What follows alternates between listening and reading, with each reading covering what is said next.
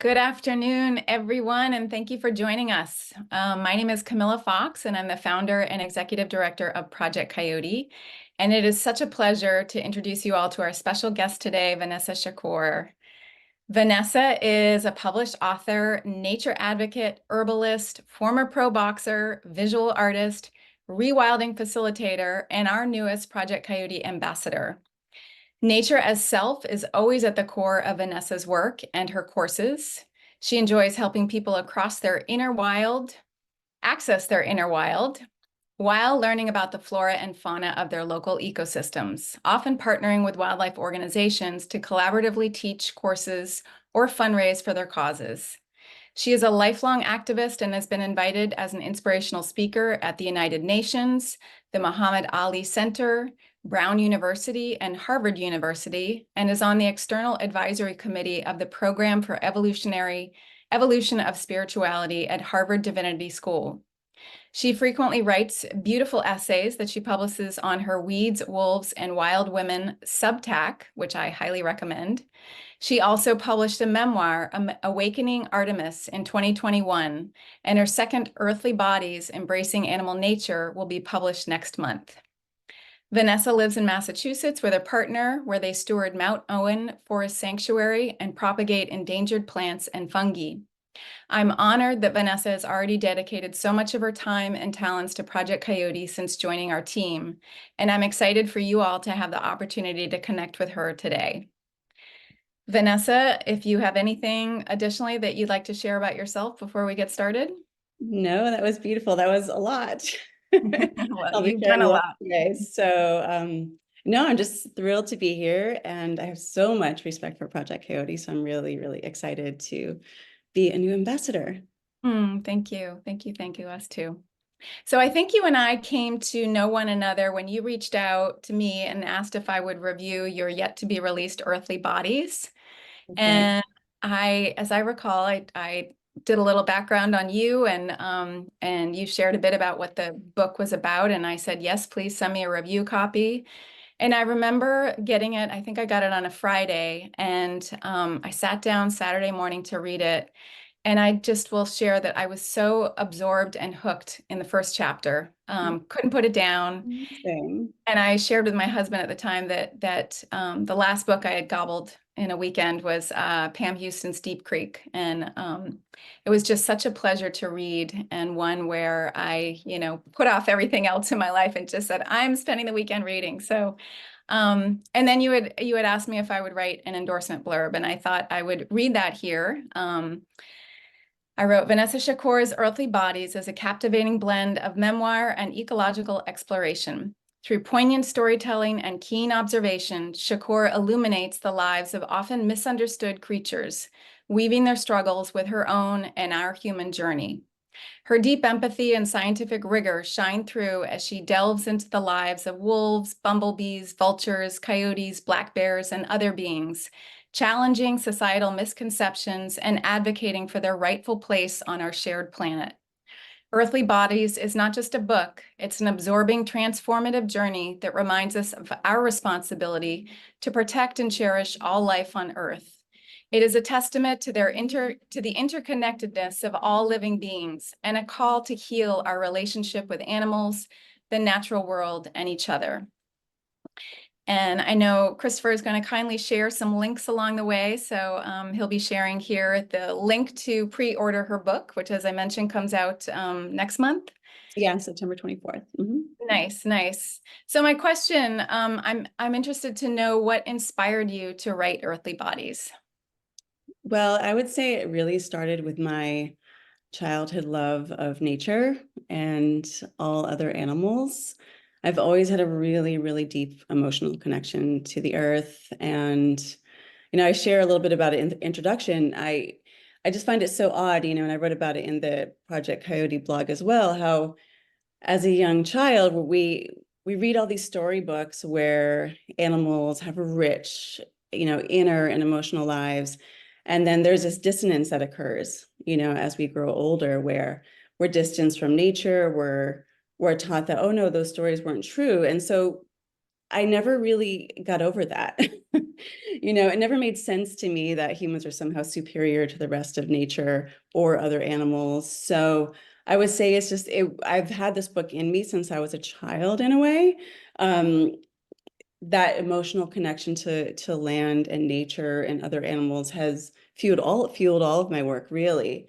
Um, and I had a very circuitous path, which I won't go fully into, but I had a lot of health issues and some things that led me to focus my energy on my own healing for a while, which sidetracked me from what I originally wanted to do, which was like wildlife biology and work on behalf of Earth. And so this is kind of my way of doing that again, like reconnecting with that childhood love of nature, of other animals, doing my very best to speak on their behalf, because obviously they can't speak for themselves, so we have to. Yeah, so it was just, like I said, it was in me for a while. The idea from the book came about when I was finishing Awakening Artemis. It has a similar framework in that every chapter is devoted to a different medicinal plant, also many of the misunderstood plants. So, and I was like, oh, I do the same thing for animals. And I also felt there were aspects of myself. I was just coming out of a relationship where I felt like I had been sort of subduing some of my animal in a way. And I started reflecting on the fact that, not only had I disconnected from my own animal nature for so long, not recently, but there're just so many different ways where we distance ourselves from nature and then also distance ourselves from our animal nature and almost want to distance ourselves from the fact that we are animals. So as you obviously noticed in the book, I weave memoir together with this kind of childhood love of more than human animals to really embrace my own animal nature on a much deeper level, and also do my best to speak on behalf of other species that I adore. Love that. Well, and I noticed that you, in the whole book, you explore the lives of 23 animals and divide your book into 5 sections: enclosures, rehabilitation, soft release, homing, and helping. And then within each of these sections, you feature different animal species from gray wolves to bats, vultures, coyotes, spiders, seahorses, pigeons, and beavers. Can you share a little bit about how you decided to divide your book into these themes and feature these various species, many of whom have historically been deemed a nuisance or a menace to society? Yeah. Well, I remember when I came up with the framework, I was at a writing residency and it just absolutely clicked for me. I've worked in partnership with a lot of wildlife organizations in the past, like the Wolf Conservation Center, the Jaguar Rescue Center in Costa Rica. So I've been exposed to rehabilitation and the different stages of rehabilitation and, enclosures, rehabilitation, soft release, and homing. And I felt like what a poignant way to frame the book. The 4 main sections really follow the arc of an injured animal's re-release to the wild, but I also include myself in that, and other humans in that. And so the way I frame it in the book, an enclosure is everything from a pre-release cage or a place where an animal can heal to a New York City apartment or a protected space like an egg. Like transitional life needs enclosures, right? So all the different ways where a safe space can become confining, and also the ways in which we might feel trapped um, by whether it's limiting beliefs or circumstances, all these kinds of things. So I really tried to weave memoir into like these themes I was exploring within each section and different animals. And rehabilitation is of course the complicated process of healing. And soft release in some ways that for me is the most poignant section, because it's this liminal space where an animal is like almost free, but not quite there yet. And so, it's a really hopeful space. And then homing, of course, is once the gates are opened, how do we find home? It's become so much more complicated, not only for other animals, but for us, because of fractured landscapes, housing, having a difficult time finding housing. So, the soft release space to me is very, very poignant. It's like this hope for freedom. And so it really helped me to frame the memoir elements and also to choose stories of other animals that really fit within these themes as well. I love that. I love that. Yeah. I could see the arc as I was reading through. And I love the way you blended your personal memoirs within it. And as a woman of a similar age as you, I had a lot of just self-reflection of similar experiences and everything. Just loved it. So Oh, my next question. thoughts.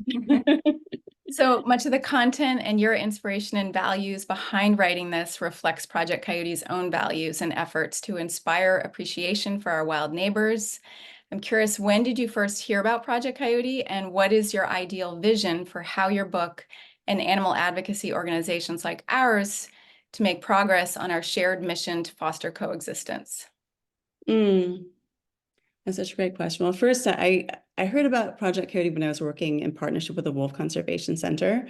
I've always been an advocate for wild carnivores, but a lot of misunderstood species. I was involved in the Northeast Wolf Coalition, and so I'm a big advocate of reintroducing wolves to the Northeast.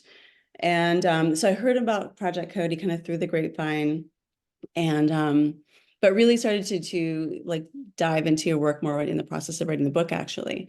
And it's interesting on Mount, or we'll get to some of the work that we're doing on Mount Owen. But I had an intern do some research, and because I want to have a lot of resources for people when it comes to how to interact with our wild neighbors.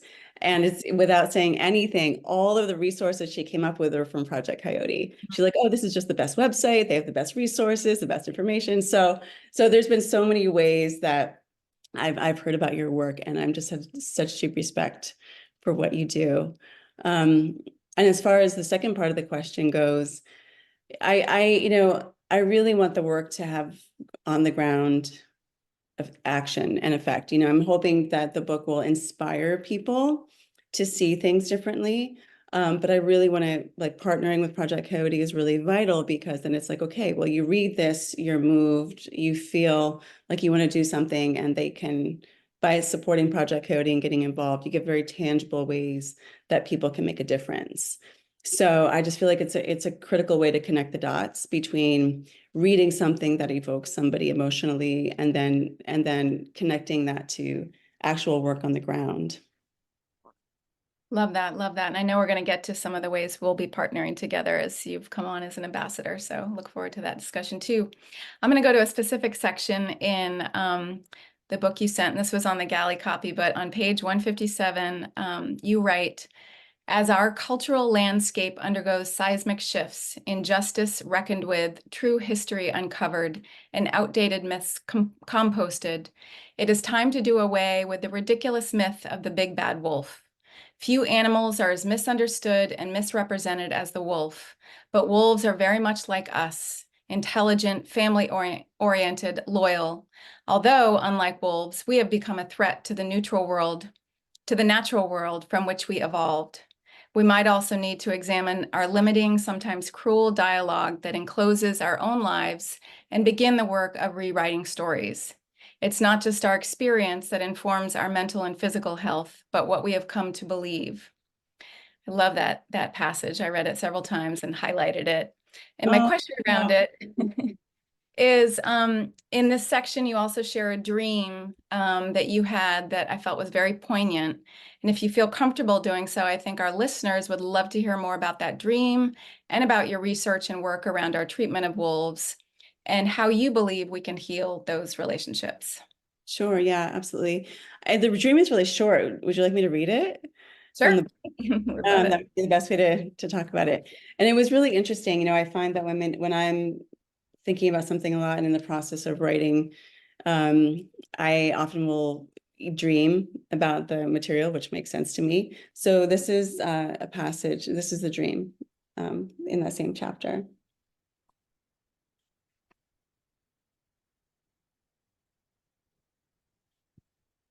In a recent dream, I was trying to save a wolf, a beautiful, sweet, lonely black wolf, but the doors in people's minds were closed.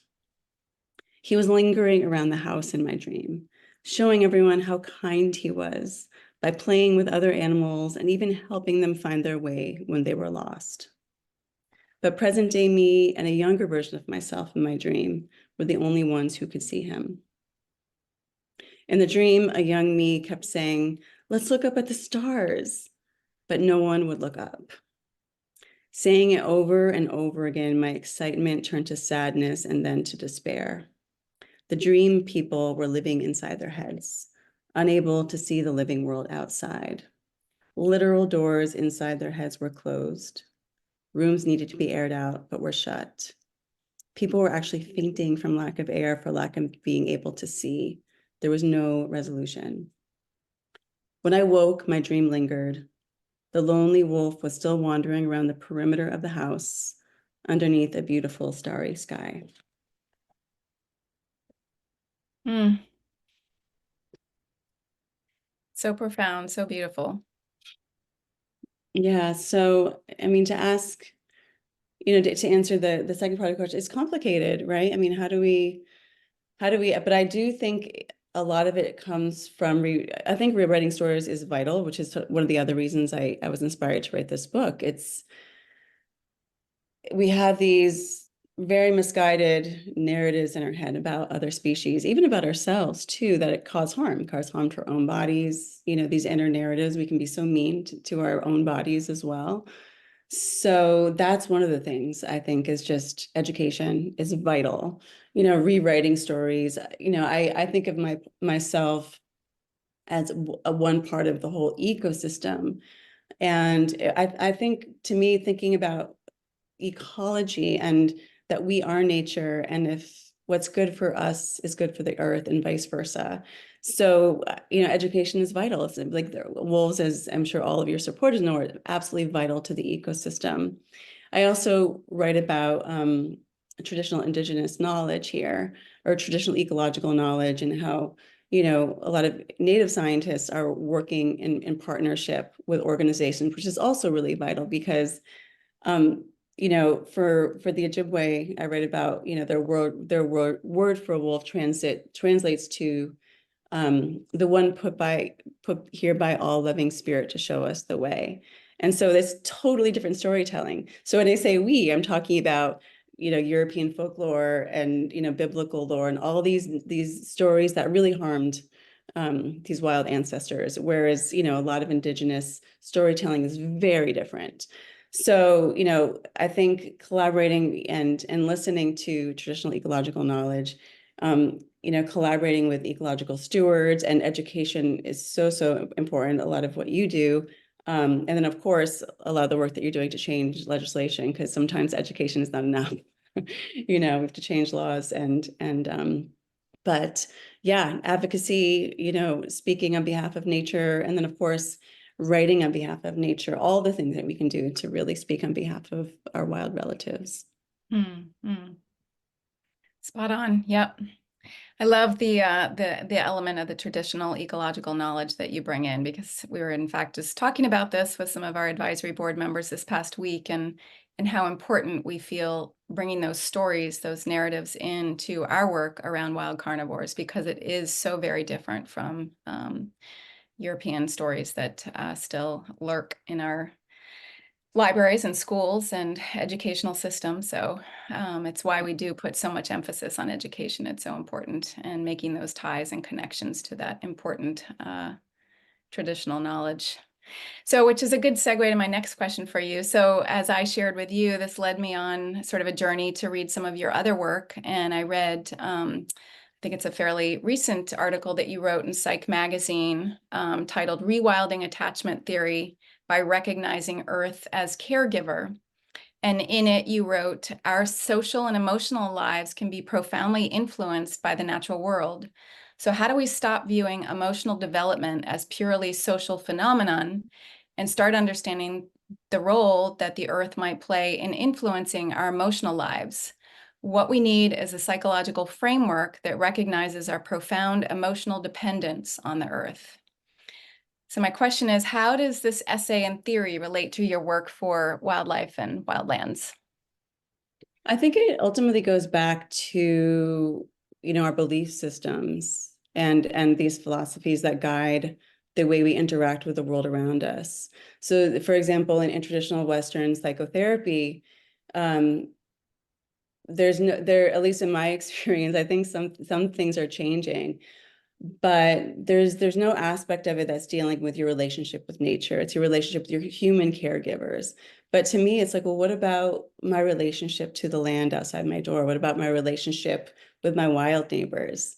That should be brought into the conversation, at least in my mind. That to me, a disconnect from nature was for me and for many other people that I've worked with at the root cause of a lot of despair. I spoke to one of my friends who's a therapist recently, and she said a lot of people are coming in because of fear around climate change and ecological grief. And so, if we look at a more holistic view, and again, going back to Indigenous cultures, and in the article, I even talk about my ancestral culture and Gaelic culture. There's a lot of ideas, like if all of us travel back, of being really related to all of life. It's not just our human family, it's our extended family. So to me, this framework, shifting the way that we see things from Western psychology, it's about how we think, and it's about how we view the world around us. If we extend our family to be the plants and animals and ecosystems around us, then that could be really profound. Healing our relationship, not just with our human family, but with our wild family. And I think that's not only beneficial for nature, but also for us. I know that, and it doesn't mean you have to be in a rural area. I lived in New York City for many, many years. But being in nature, knowing individual plants, individual species, developing relationship with them was profoundly healing. And one more thing I'll mention too is that when I led plant walks, for example, in New York City, and taught people about whether it's mugwort, for example, a medicinal plant that has this incredible rich history and lore that grows through the cracks in sidewalks.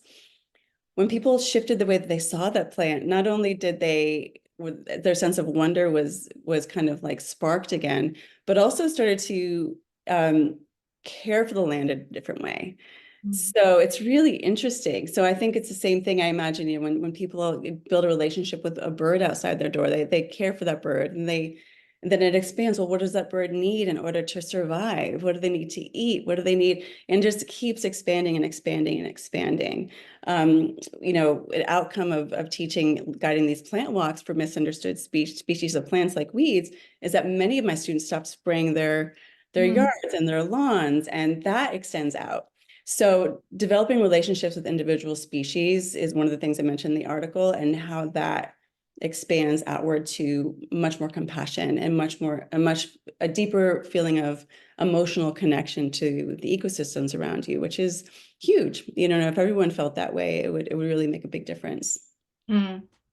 Completely agree. It's part of what we talk about at our community work, of just expanding the circles of compassion. And sometimes that's just noticing, like you said, that little bird outside your window, and that relation to the individual animal that then allows us to see ourselves as connected and recognize it's part of an ecosystem and we are part of that. So important. Relatedly, I know you started, I think this year, the Wild Voices Collective, where you quote, pair artists with wildlife organizations to amplify their message, and in so doing, the organizations amplify the reach and visibility of the artist. Can you tell us more about this endeavor and why you feel so passionately about advocating for wildlife through art? Yeah, absolutely. Well, it's officially launching. I'm aiming to officially launch it today my book is released. I have an amazing roster of artists that I'll be announcing soon, which is really exciting. The idea came when I was actually in Costa Rica with my friend Enkar, who runs the Jaguar Rescue Center. And what I noticed with a lot of the wildlife organizations I partner with, they're just so tapped out. It's just like she is in constant sort of survival mode. They have more and more animals being rescued every day. They're fundraising to build new enclosures for the animals who have to stay there. It's just like constant work. So, and art is so great when it comes to just getting people's attention, evoking emotion, and And so really Wild Voices Collective is about creating a bridge between the organizations and the artist. So the art can really amplify the message of these organizations, who sometimes just don't have the bandwidth to, engage artists creatively. And because I have such a great community of artists who really care about the earth and other animals and ecosystems, this is a great way for their work to, like, going back to what we were talking about earlier, for their work to actually make an actual difference on the ground. So it's just like creating this very natural bridge between the organizations and the artists who are already doing work on behalf of nature, and organizations who need their message to be heard by more people.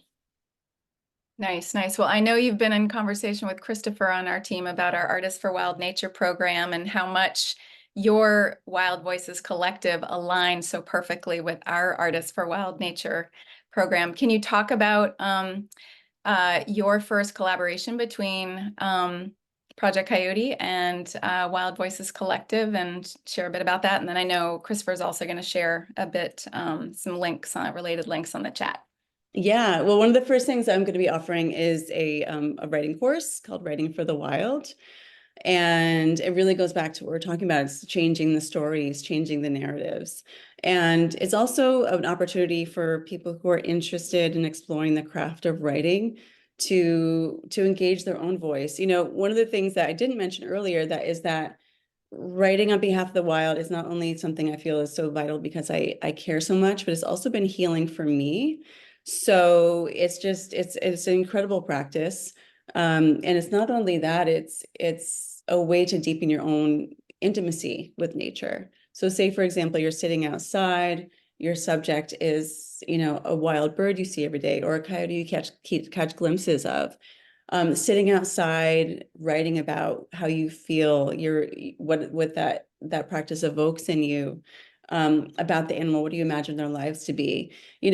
That's a way for you to deepen your intimacy with land. So there's so many different approaches to writing, that can be deeply healing for the writer, deeply healing for, hopefully for the wild that you're writing on behalf of. And also just to really like inspire, spark that creative process. So that's the first thing is the course that we're doing together called Writing for the Wild, which is also to raise funds and awareness for Project Coyote. And that starts in September. Nice. We're excited about that.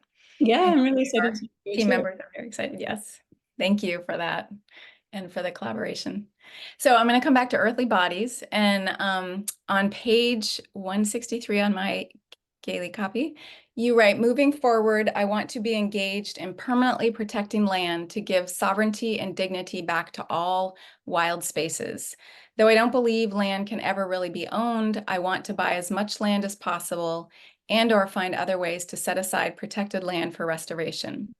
And by the end of the book, you have found your special spot, your plot of land to restore on Mount Owen in Massachusetts. And I'm curious if you could share kind of where you're at with that plot of land and your dream of land restoration and stewardship. Yeah, it's been a really, really interesting journey. So my partner and I were able to, for lack of a better word, acquire roughly 270 acres. We call ourselves stewards of the land.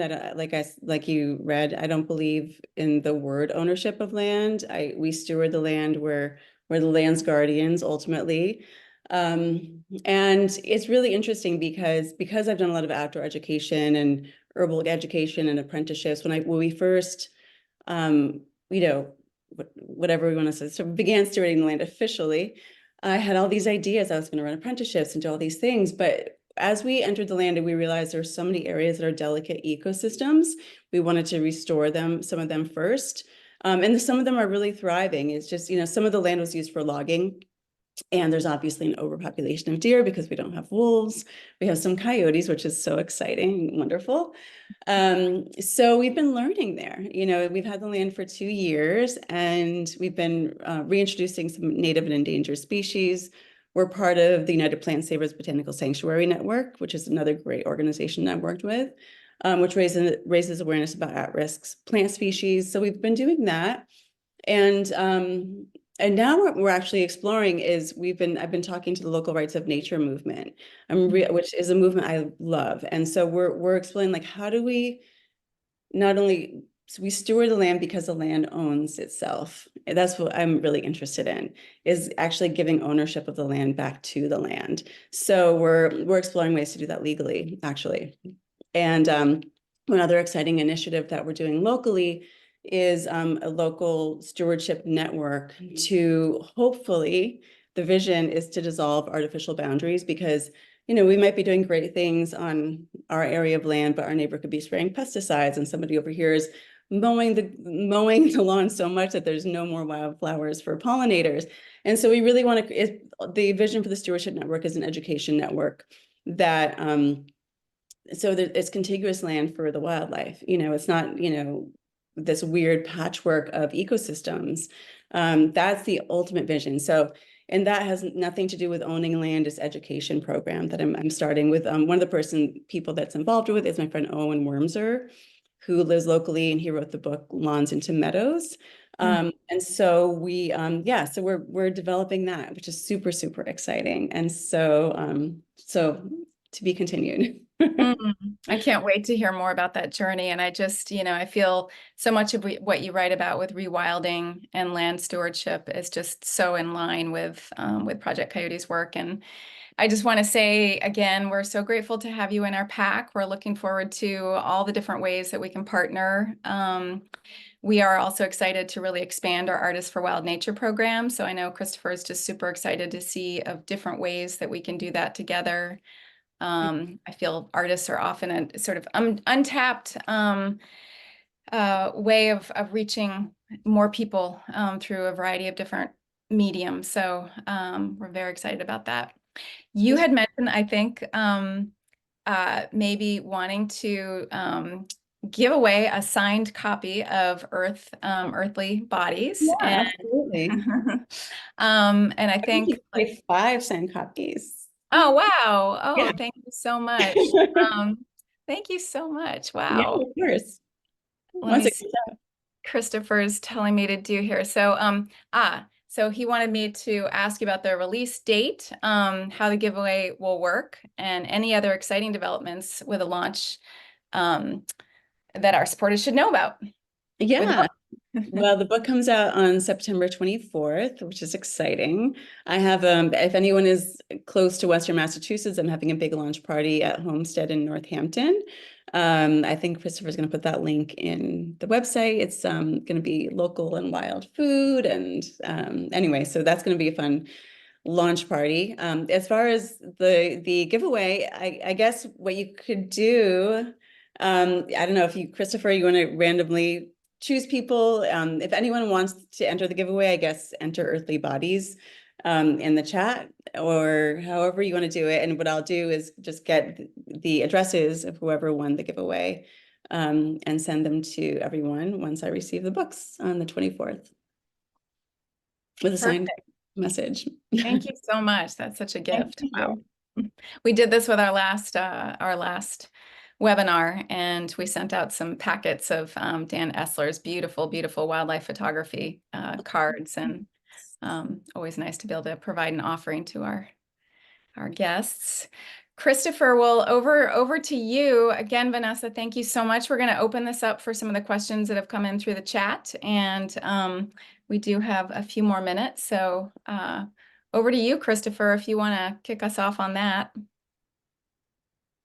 Yeah, thank you so much, Camilla, and thank you so much, Vanessa, for being with us today and sharing these wonderful, compassionate, intentional conversations with Camilla and our supporters that have joined us here today. And I see lots of folks in the chat that are super excited for a chance to win a signed copy of Earthly Bodies. So we will copy and paste all of those into a document and do a random selection for 5, which is so generous. Thank you, Vanessa.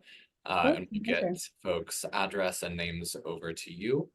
And we'll figure out how to kind of announce that, but we maybe can include first names and last initial, if that works, maybe in our webinar recording email that we send out so folks know to be expecting that. So again, folks, if you have any questions for Vanessa or Camilla or both, please type them in the Q&A so we don't miss any. But we did have a couple just comments in the comment section earlier in the webinar that I thought might be interesting to note. If Vanessa or Camilla, you have any anything else you'd like to reflect on about this, but when you were talking earlier, Vanessa, about kind of the dissonance that we have with individual animals, especially as adults, Debbie mentioned in the comments that nowhere is that dissonance stronger than when it comes to farmed animals. Mm. We also, of course, working with wild carnivores, see that being kind of the case when it comes to wildlife. It's usually wild carnivores that have sometimes the most dissonance, as you mentioned with wolves earlier. So I don't know if there's anything you want to add on to that, if you have reflected on, or if you talked about farmed animals in your book at all, and maybe how that relates to how we see wildlife as well. Yeah, I mean, that's something that breaks my heart every single day. I don't write about that quite as much in the book because my focus is on wild animals, although I do mention it a little bit in one of the chapters, in the vultures chapter. Just about how many of our diseases actually kind of sprung from the agricultural revolution, that time period, and talk about enclosures. I mean, the theme of enclosures and entrapment. So yeah, I mean, I just would say I agree. It's absolutely heartbreaking. And yeah, maybe I'll write about that more further down the line. That would be amazing. Yeah, we'd love to read whatever you produce about that. And just as a reminder to folks, there's lots of wonderful writings on Vanessa's Substack, which I think I put in the chat earlier. I'll try to pop that back in though. But we also had someone mention in the comments earlier as well, as you were talking about, the POV from animals is typically in children's literature, but not adult literature. And why do you think that is? Why do you think there is that dissonance where we suddenly stop thinking about animals as individuals and trying to look in their point of view? Did you want to answer this, Camilla, or I'm happy to? Go for it. Okay. It's interesting, it's very strange, isn't it? I mean, I just find it odd. I don't necessarily know that I have answers to that question. I just find it very stupefying that there's this massive shift. I mean, obviously there's the aspect of, commodification and selling us things and, having to become workers. And there's this, we can become disconnected even from our own bodies. But it's a real massive dissonance where between these magical, enchanted worlds that we read about as children.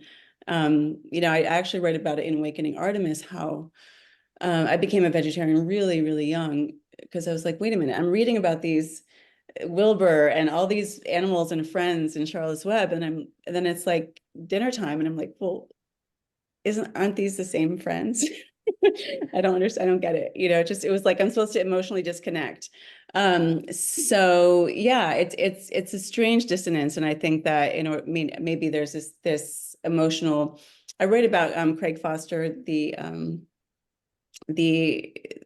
documentary filmmaker from my octopus teacher, and he talks a little bit about it in an interview, and he calls it the cooling. I think it's like the cooling of our hearts to wild nature. It's just like, in order to cope with the world, maybe we just need to become more desensitized in a way. But I really have no answer to that. I never really left that childhood place of wonder and love for other animals. And I think we need to keep it alive, if anything. Yeah.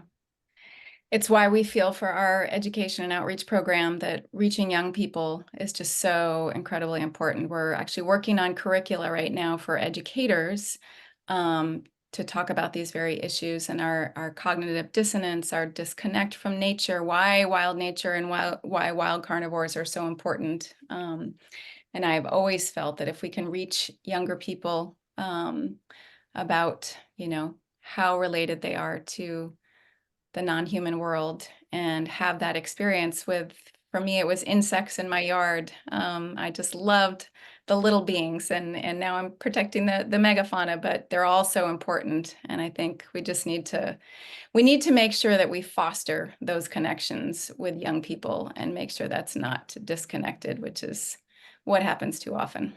And that's where literature Mm. and all sorts of ways of how we reach the young people is so vital. Yeah, absolutely. Sure. And yeah, it's a little easier, I think, with the amount of children's literature for younger people to connect to individual animals. But you mentioned, Vanessa, that it's so important to be able to connect with individual animals as an adult too, to be able to kind of widen that compassion that you have for your wild neighbors. I'm curious if you've had any really kind of noteworthy experiences with individual wild animals that kind of reshaped any of your career path or your perceptions. It sounds like you obviously embody a lot of the wonder that, you know, younger kids have, and it carried you through to this day. But yeah, any experiences with individual wild animals that really shaped your life or your path? I mean, I have so many stories about that. Yes, I would say yes. And yeah, I totally agree. And I love your blog on the notes from the field, right? Yeah, Yes. about seeing animals as individuals as opposed to species plural. I find that's a huge problem. And if we and just quickly, if we think back to our storybooks, all of the animals in our children's books had names. They were individuals. We connected with them emotionally. I think that's missing, when we feel like we have to distance ourselves.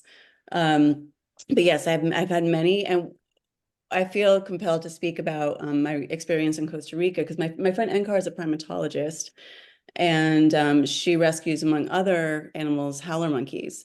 And oh my goodness, I mean, it's there. We could do a whole webinar about this subject in and of itself because um, they're so emotionally bonded to their mothers that when they lose a mother, which is happening all too often in areas of Costa Rica now, they have to bond to my friend Enkar.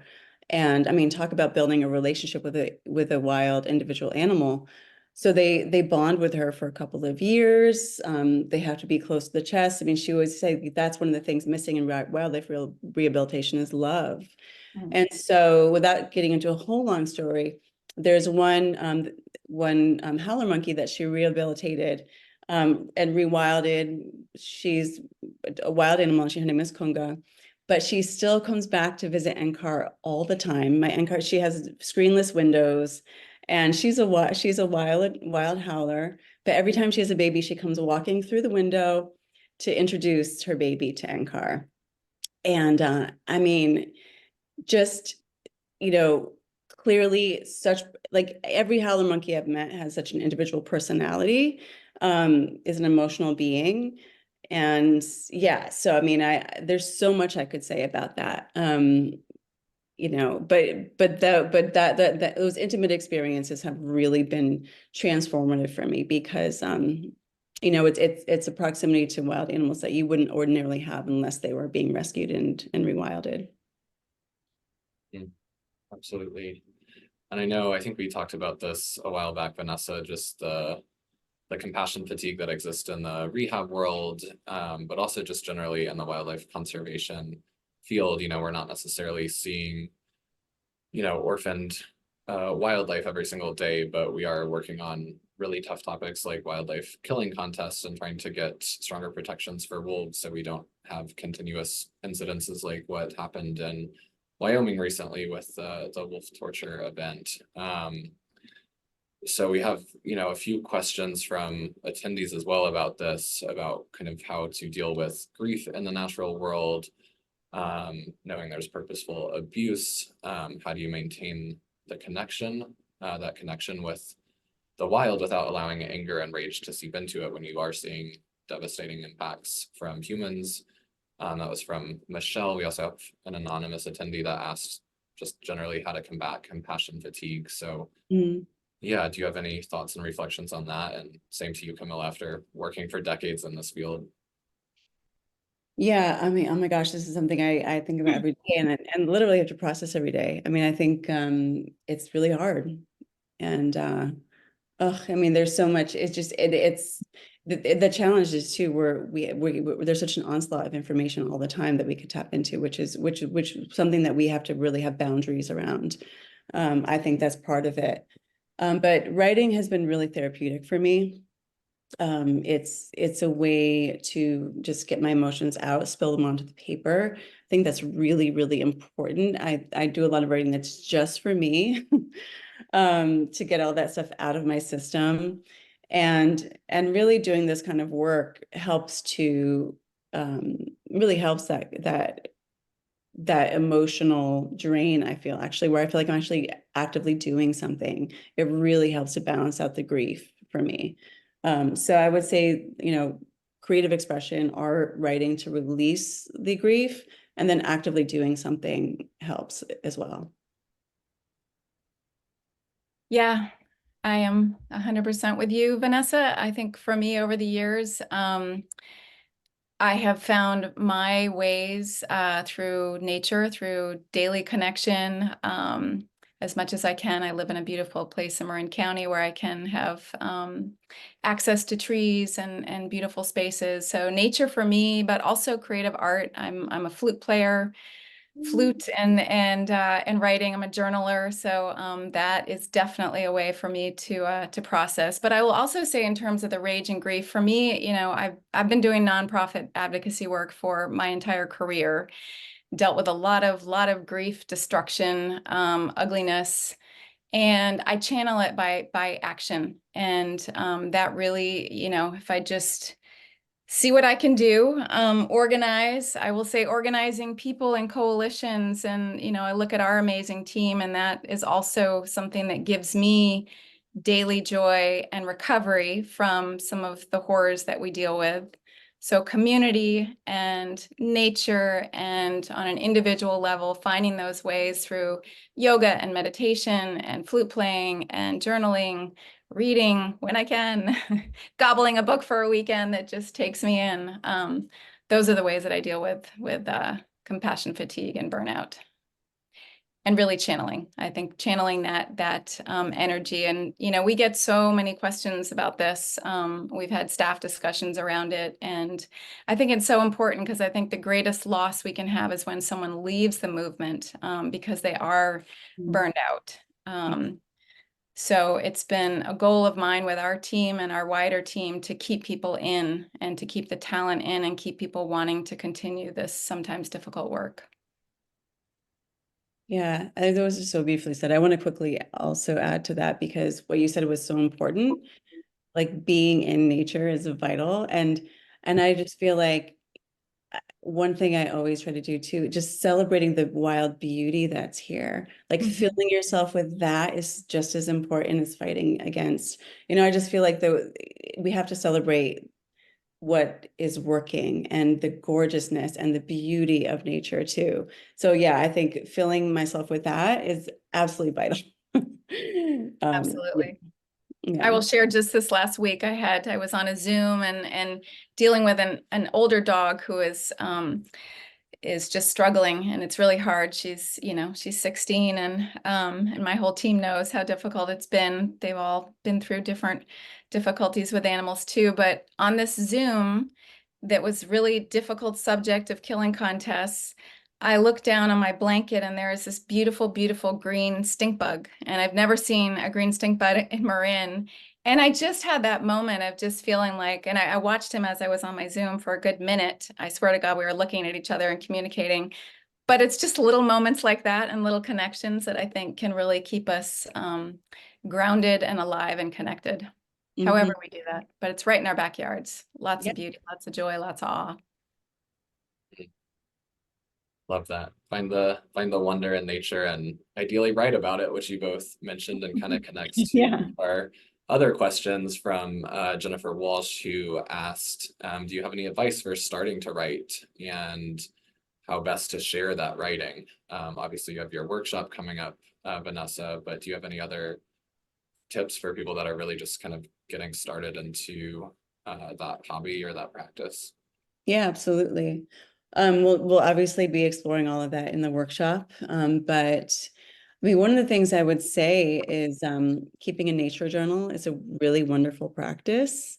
And it's also a way to combat compassion fatigue is like sensory awareness. So one of the things I taught a nature reading course a while ago. One of the things I had everybody do is list 5 things each day that you hear, that you see, that you smell, that you can touch, just really that sensual aspect of nature. And then once you have these lists, create like a vivid sense of place. So it could be like, I feel the wind against my face, or like I feel this warm breeze. I hear a bird song. I'm not sure who it is. Let me look up what the bird that, just I smell whether it's a wildflower or, the salty sea air.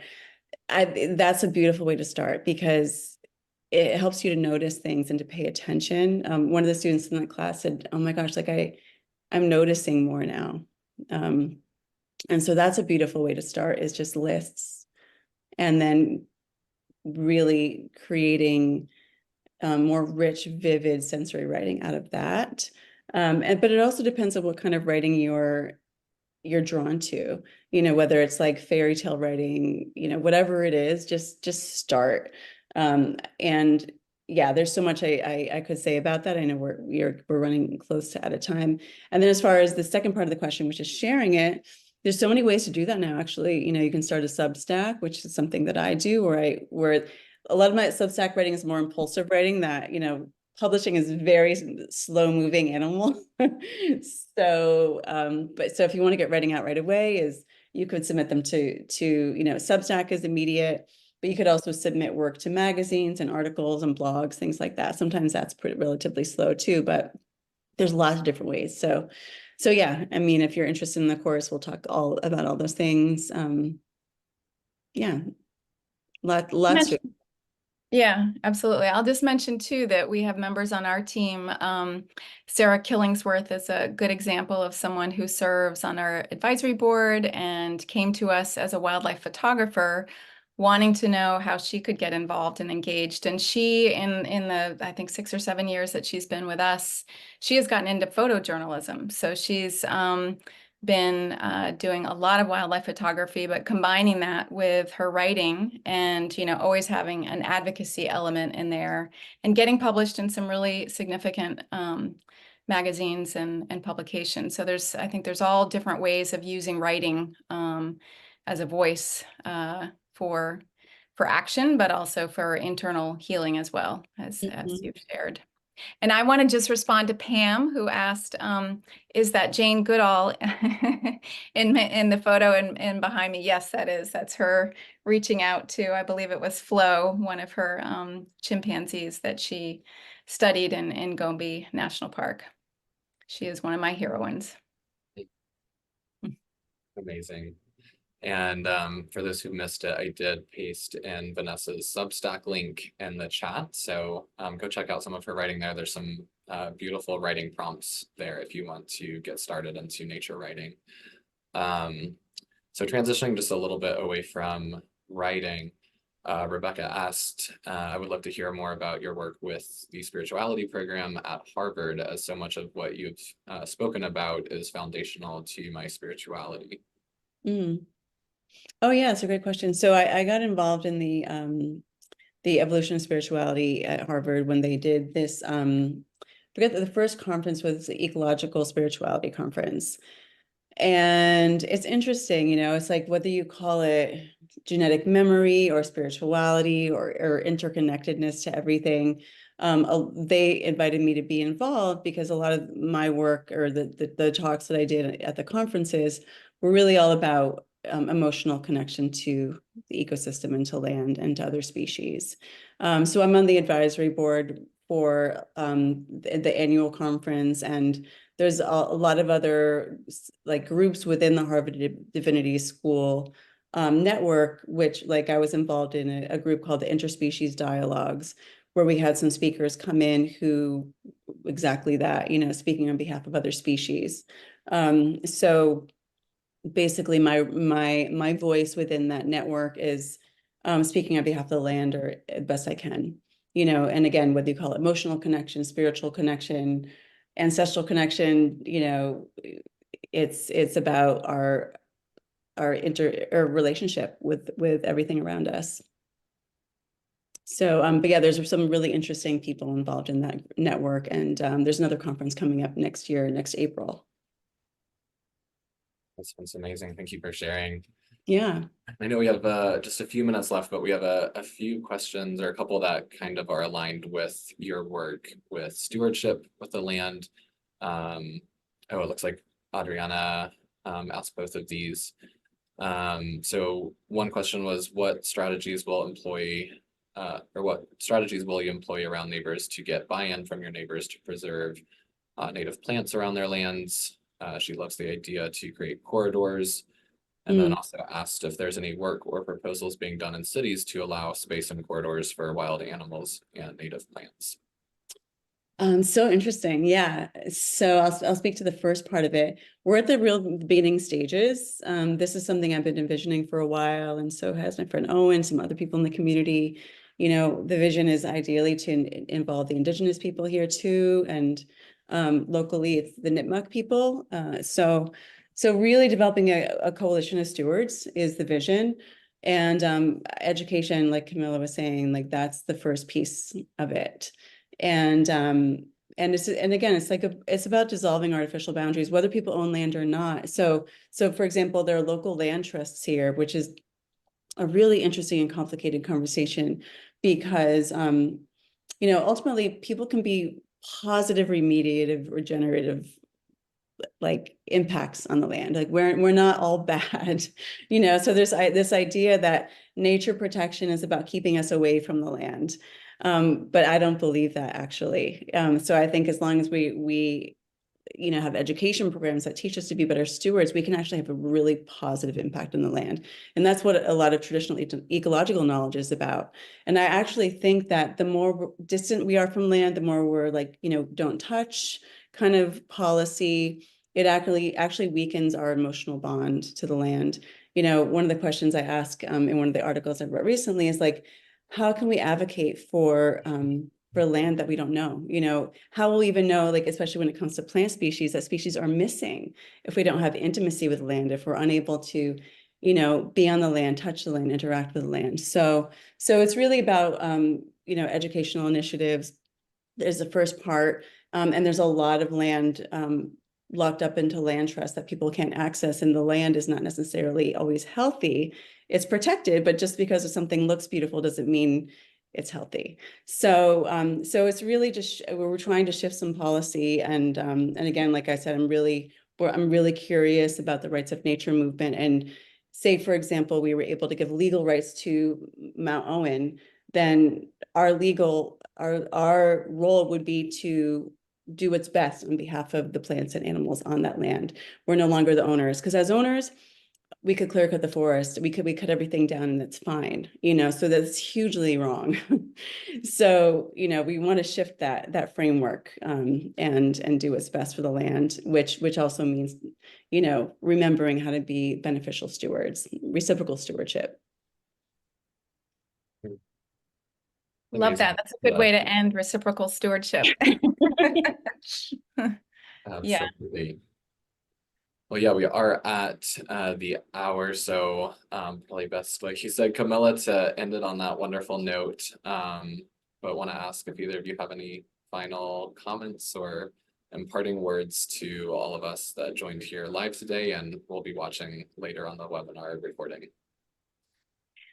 I will just say thank you again, Vanessa. I think about people who have become part of our team from just an email that I receive. And, I think our team is really good at kind of, oh, that sounds like someone who might really make a great fit with our growing pack. And I just am super grateful that you have joined our team.